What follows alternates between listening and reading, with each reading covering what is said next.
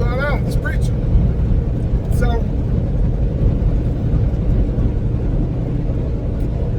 watch one of my other videos about my APU. It was throwing that alt code, and when I looked, I saw that the belt had popped. So I thought it just needed a belt, right? As soon as you took the pan off, the belt was there and it was popped. And I picked up the belt. I'm looking at the belt, and the belt was good. No cracks, all 6 teeth in it. It was good. And I'm just looking at the belt. I'm like, man, why? This belt look good. I know, because when I bought the truck, I got the whole APU serviced and the belts and stuff checked out on it. So back in April, it was fine, but I was like, well, you know, who knows how long this truck really was sitting at the dealership, right? I don't know how long this truck really was sitting at the dealership. So the rubber could have got dry rotted, even though it looked good, it still could have been like dry rotted. So I take the bottom pan off. I have a Tri-Pec Evolution. Take the bottom pan off. I already got the other belt.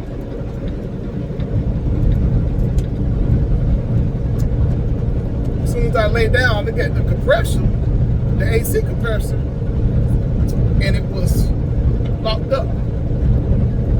I'm like, man, don't tell me. So I go to turn, turn it, and yeah, it was locked up. So that's what caused the belt to pop. It's actually my AC compressor. So now I gotta get an AC compressor. And you know, nothing is open up for me to get one. You know, so everybody else had to order it. You know, Advanced Auto had to order it. AutoZone had to order it. Bennett had to order it. And after Bennett, I was like, you know what? I can't do that, right? So if they got to order it, I found it on Thermal Byproducts. And I found it for them. And I found some from some other people online too. That was about $20 cheaper than what Thermal Byproducts had it for. Thermal Byproducts had it for $300. So I was like, well, I just go ahead and get it from Thermal Byproducts. And the reason why I was gonna go ahead and get it from Thermal Byproducts, I had got the dryer. So when I was going to replace the belt, I was putting on a brand new dryer too. So, you know, so I had to go ahead and do the new dryer. And I'm looking on Thermal Byproducts, and it was saying if you're going to replace the AC compressor, go ahead and replace the dryer too. I said, well, I just replaced the dryer. There's no Freon in it because I had go ahead and just let all the Freon leak out of it and stuff like that. So now I got to order the AC compressor from Thermal Byproducts, and then they have to ship it. And this is the reason why. Because I know somebody, well, you can get a $30 cheaper here, $20 cheaper here. I understand that. I saw that too. But I was going to get some other parts for it as well. So, and I was going to get the parts for them because it was totally cheaper by far to get it for them than it is to get it from Thermal Key. And I just want to get some parts just to have just some common stuff. Like another fuel pump. I was gonna go ahead and order from them, and a water pump. I was gonna also order from them as well, and two maintenance kits, so I can change out the oil and do the maintenance on all that stuff too. You know, so I was gonna go ahead and just get it so that way I have it. again, I know some of y'all gonna be like, well, why I get these parts and there ain't nothing wrong with it? Because when something do go wrong with it, I want to be able to fix it right then and there. I don't want to have to wait to get this or wait to get that. The auto parts store didn't have the belt. They had a belt that fit, but it didn't have, it wasn't a 16 tooth belt. You know what I'm saying? Or 6 rivets. They didn't have it. They did have a belt that fit, but not they got to order that. So if it goes down, I want to go ahead and just be able to fix it. If I keep it in my truck, I can just go ahead and just fix it. I don't have to worry about ordering stuff. Yeah, I can run my truck. My truck don't even have that many engine hours on it because they had a thermal key APU on it, so they really wasn't running it. So I can run my truck in the meantime. I don't like to. I don't. Even when I was up in the northern states, I didn't have to run my truck because it was so cool at night. I didn't have to worry about all that particular stuff. And then at the shippers and receivers, I just turned the truck off and had my windows down. But when I was running in the southern states, yeah, I had to run my truck because it was real hot. With the windows and fans that I got on, man, it still was hot. So this is gonna have to wait till I actually get it. So I don't plan on coming back home to the end of this month. Today is the 15th, so I'll be out for 2 weeks basically before I come back to the house. And when I come back to the house, that's when I'll go ahead and finish fixing the air conditioner and change out the AC compressor and everything like that on the unit. But yeah, it kind of sucked. I was like, man, well, it is what it is. But all those parts, when I put everything on, I have to call them, which I do later on today to confirm, to make sure that they are the right parts for my unit. But it only came up to about a little bit over $600 for everything. I don't know how much the shipping is for. I just know for the purchasing of all the parts and stuff that I want to get for a little bit over $600. But I'd rather just go ahead and get it. It's better to have it and need it and not need it than to need it and not have it. So this way I don't have to wait on something. There's something that I can do at a truck stop when I'm stopped for the night. I can go change out these particular stuff. So for me, it's a win-win. Just so that I have it. With my other truck, Karen, I used to carry injectors with me because the Cummins N14 Select Plus, the red top, was known for blowing and ejecting. And because it was so easy to get to, I always kept some injectors with me. I kept fuel filters, I kept injectors with me.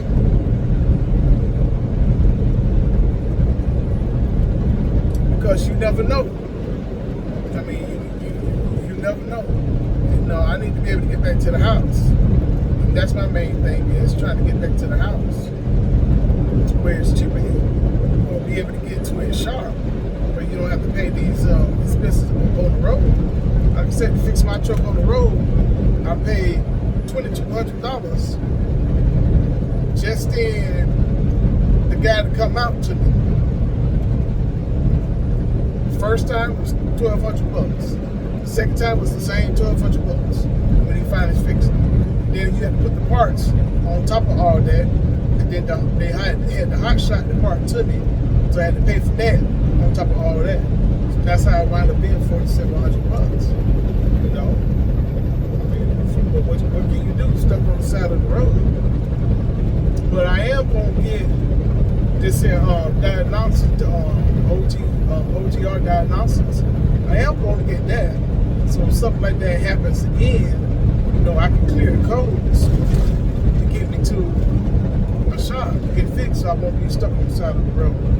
So I am going to be ordering that. I just want to look into it a little bit more, because I saw some other people had some other diagnostic tools that can do the same thing too. So I'm going to do some comparison on them, and whichever one I think is going to be the best one for me and my truck, that's the one that I'm going to get. You know, so that way I don't have to be worried about that again. So I just clear the codes and do that, so that way I can go ahead and get to where I need to get to instead of being stuck on the side of the road. Hey, if I got to pay the $400, I think it's like $400 for 6 months, but $600 for the year for it. Well, for me, that $600 for the year can save me a lot more money, because you call somebody to come out $1,200. I mean, come on, man. That $600, you know, it'd be well worth it to get me to a shop. Because if I got to the shop, and as soon as they do this, you just paying that, then they go get the part and change the part. You know, I could have been $1,800 out the door, $2,000 out the door, instead of paying $4,700. You know, but the money that I'm making from my business, I'm keeping in my business. I don't use that. Like I told y'all before, I'm on salary, $1,800 a week. There's been 1 week where I didn't take $1,800. That was the week that I broke down, was on the side of the mountain, and I had to pay the $4,700. That was because previous to that, 2 weeks prior to that, I had paid it was $2,600 for the cross members, and it was $869 for the inside of the trailer for the door and stuff that I had messed up, that I had to pay for. And then 2 weeks prior to that, I had the brakes and the S cams and stuff, and then the three tires that I had to pay, that was tore all up as well. And then that really didn't work, because the next week I had got the other tire put on, so 4 tires. Just in maintenance and repairs alone, in a month's period of time, I'm almost at $9,000. Not to mention the loads that I had to cancel because of the breakdowns for those particular times. That's around $7,000. So that's a lot of revenue gone, and that's a lot of money gone for my business and my maintenance account.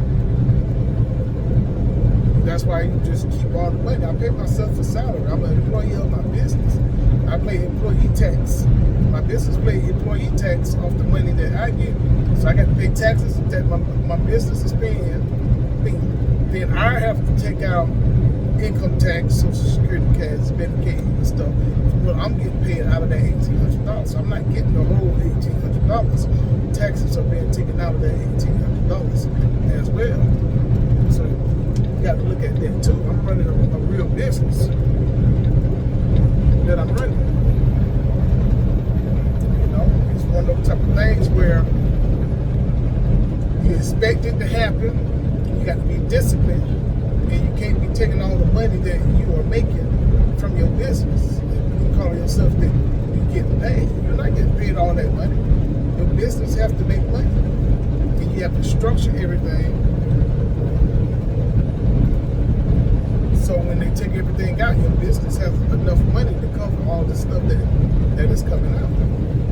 Then on top of that, paying like $7,000 a month in the vehicle payment. Yes, $7,000 a month. Why? Because I gave myself 5 months to pay this truck off. I owe $35,000 after the down payment and everything when I had got this truck. So that left exactly $35,000. So I did it in a way to where that is going to leave exactly $35,000. Why? Because if I do $7,000 for 5 months, that's $35,000. See? So that's what I did. I was able to pay off my truck. discipline. That's the money that the business made and profits and everything. You know, so but between that and then compared to all the repairs and maintenance, I think I told y'all on the video before, I only had a couple grand left. You know, I got a little bit more than that now since that time. You know, I'm almost had $4,000 saved up inside my maintenance account since that time. But I had got down. But you're going to make the money back up as long as you know what you're doing. You know, I don't listen to naysayers to say, hey, try to do this, won't you do this? Or hey, won't you do that, won't you do that? Because what happens is when people telling you or suggesting you do certain things, they think in their particular situation, if it was them, this is what they're going to do. But the thing is, you have to know the totality of the situation in order to make an educated suggestion on what to do. You can sell a problem or something that you plan on doing and things like that, but if you don't know the totality of the situation or everything that's going on, then it's hard to make an educated suggestion for somebody to do. It is. I take suggestions and then I do an analysis on it. I took one, just one person told me, he made a suggestion about one of the areas that I was running in.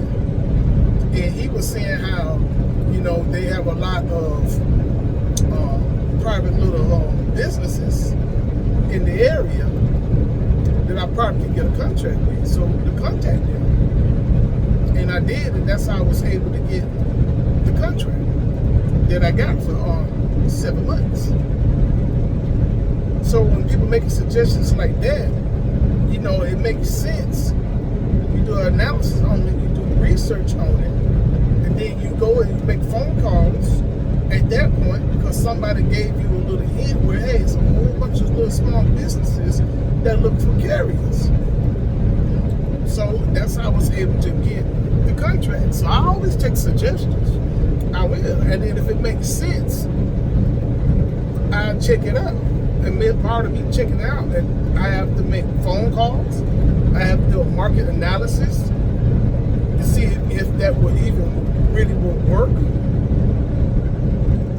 I got to do budgets on it to see if I can make it work. Then I got to look at the times and things like that to see if I'll do this, can I still do that?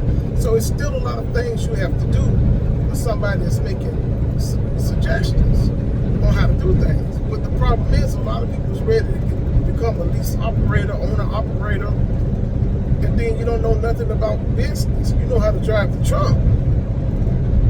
You know, you can drive the truck, stay there and bump docks and stuff. Do you know the business side of the trucking? And that's where a lot of people will fail because they don't understand the business side. And then a lot of people will fail just because they don't got to go get an attitude.